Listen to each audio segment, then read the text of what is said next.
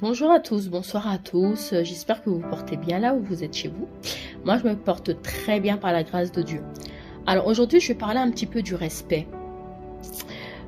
J'aimerais parler du respect parce que c'est un sujet au quotidien qu'on aborde tous, que ce soit dans le corps du Christ, que ce soit au travail, que ce soit dans la vie quotidienne. On a besoin, on parle souvent du respect et c'est un sujet au quotidien.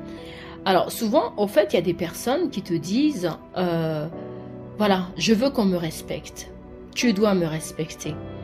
Quand j'analyse cette phrase, quand une personne te dit ça, au fait, cette personne, elle te le dit pourquoi? Est-ce que tu lui as manqué de respect pour que cette personne te le dise? Et souvent, tu remarqueras que non, tu lui as pas manqué de respect. Mais elle te dit, moi, j'aime qu'on me respecte.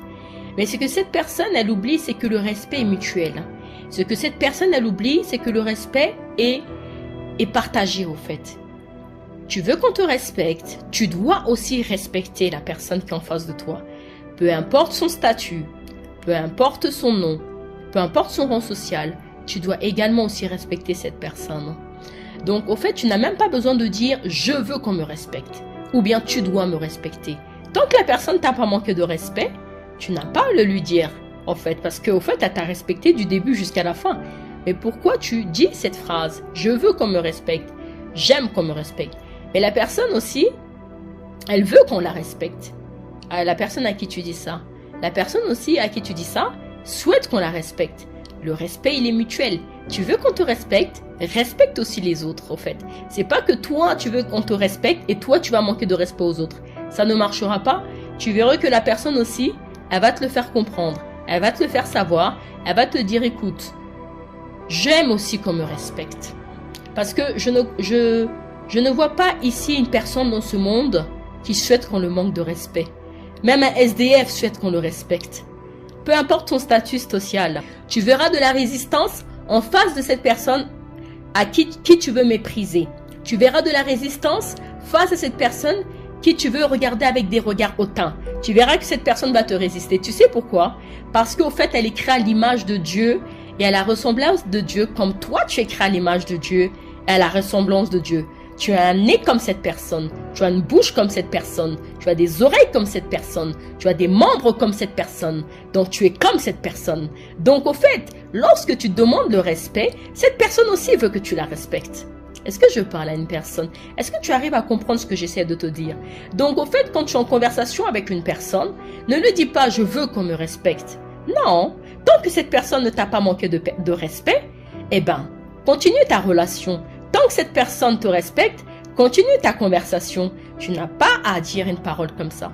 Parce qu'au fait, là, tu es en train de sous-entendre que toi, au fait, on doit te respecter, mais toi, tu ne dois pas respecter les autres. Toi, tu dois marcher sur les autres. Toi, tu dois dominer sur les autres. Toi, tu dois mépriser les autres. Toi, tu dois regarder les autres avec un regard hautain, avec un air dédain, avec un air dédaigneux. Non, ça ne marchera pas. Tu verras que cette personne te résistera et elle mettra des limites. Elle te dira, écoute, moi, je ne t'ai pas manqué de respect.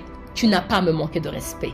Si on est ensemble, il faut qu'on se respecte. Donc, les limites, la personne te mettra des limites. Et en effet, c'est tout à fait correct. Hein, parce qu'une personne que tu ne respectes pas, elle te mettra de limites. Peu importe qui c'est. Et je dis même un SDF. Tu ne respectes pas SDF, il va te dire, allez-y, madame, partez. Hein. Partez, je n'ai pas besoin de votre argent. Partez, je n'ai pas besoin de votre nourriture. Partez, je n'en veux pas, madame, parce que vous m'avez donné cela avec dédain. Vous m'avez pas honoré. Vous m'avez pas considéré. Oui, je parle à une personne. J'aimerais que tu comprennes ce que je suis en train de te dire. J'aimerais que tu prennes conscience que le respect est mutuel. Hein. C'est pas parce que tu es prophète. C'est pas parce que tu es pasteur. C'est pas parce que tu es chantre, même une grande chantre, que tu penses que toi, tu mérites le respect plus que les autres, ou tu penses que il n'y a que toi qui dois avoir le respect. Le respect est mutuel. Peu importe ton rang, peu importe ton statut, la même manière que les gens te respectent, rends-leur aussi le respect. Sinon, tu verras de la résistance. Les gens veulent qu'on les respecte. Peu importe qui ils sont, les gens veulent qu'on les respecte. Peu importe leur autorité, les gens veulent qu'on les respecte. Que tu sois un homme de Dieu, que tu sois une servante de Dieu, que tu sois un chrétien, que tu sois un médecin, que tu sois avocat, que tu sois cuisinier, que tu sois dans la logistique, que tu sois employé, le respect, tout le monde veut le respect. Le respect concerne tout le monde. Ce n'est pas parce que toi tu es pasteur, toi tu es prophète, toi tu es évangéliste, toi tu es chantre, que toi on doit te respecter et que toi en retour tu respectes pas les autres. Ça ne marchera pas. Parce que Dieu te bénit, en fait il te bénit c'est par pure grâce. Dieu, il te bénit par pure grâce. Il y a des personnes qui jeûnent plus que d'autres. Il y a des personnes qui prient plus que d'autres. Mais ils n'ont pas ce que toi tu as. Ils n'ont pas la grâce et la faveur que tu as. Donc, au fait, il faut que tu te dises que c'est la grâce de Dieu. Et quand Dieu te bénit, ce n'est pas pour que tu puisses mépriser les autres. Ce n'est pas pour que tu puisses rabaisser les autres. Ce n'est pas pour que tu te sentes supérieur aux autres. Souvent, j'entends dire, cette personne est meilleure que l'autre, chante mieux que l'autre. Cette personne prêche mieux que l'autre. Cette personne a un grand ministère mieux que l'autre. Avec Dieu, il n'y a pas ces choses-là. Il n'y a pas une meilleure chantre que d'autres. Il n'y a pas de meilleur prophète que d'autres. Il n'y a pas de meilleur apôtre que d'autres. Il n'y a pas de meilleur pasteur que d'autres. Il n'y a pas de meilleur médecin que d'autres. Il n'y a pas de meilleur avocat que d'autres. Tu es un très bon médecin. Tu es un très bon apôtre. Tu es un très bon chantre. Tu es une très bonne chantre. Mais tu n'es pas meilleur que les autres. Tu n'es pas supérieur que les autres. L'humilité, des fois, doit être manifestée. L'humilité, des fois, doit être prise en compte. Parce que sans humilité, on risque d'avoir la grosse tête.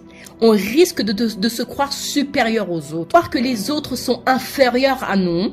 On risque de croire que nous sommes supérieurs aux autres et que les autres sont rien.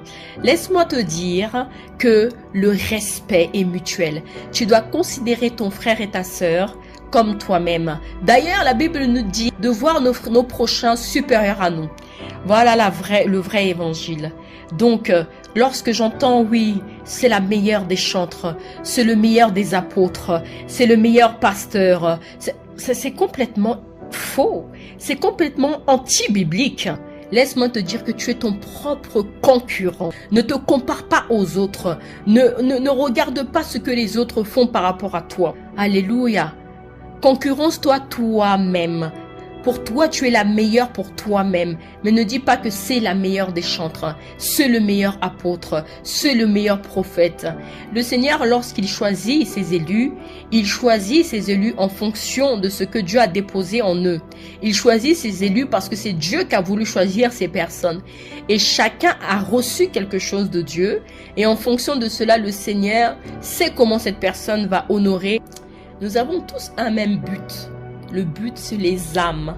Le but, c'est faire éclater la gloire de Dieu. Voilà. Donc, ça ne sert à rien la concurrence. Ça ne sert à rien la comparaison. Ça ne sert à rien les disputes et les querelles. Ça ne sert à rien la jalousie. Il faut simplement accepter la grâce de l'autre. Il faut simplement accepter les talents des autres. Il faut simplement accepter les dons des autres. Lorsque vous acceptez les dons des autres, lorsque vous acceptez la grâce des autres, lorsque vous acceptez les fruits des autres, le Seigneur, il sera content. Le Seigneur, il sera content. Mais lorsque vous mettez les autres à part, lorsque vous jalousiez les autres, lorsque vous pensez que vous méprisez les autres, lorsque vous pensez que vous êtes supérieur aux autres, le Seigneur n'est pas content avec ces choses-là. Le Seigneur n'est pas content avec ces choses-là. Donc, s'il vous plaît, soyez conscients que le respect est mutuel. Que Dieu vous bénisse.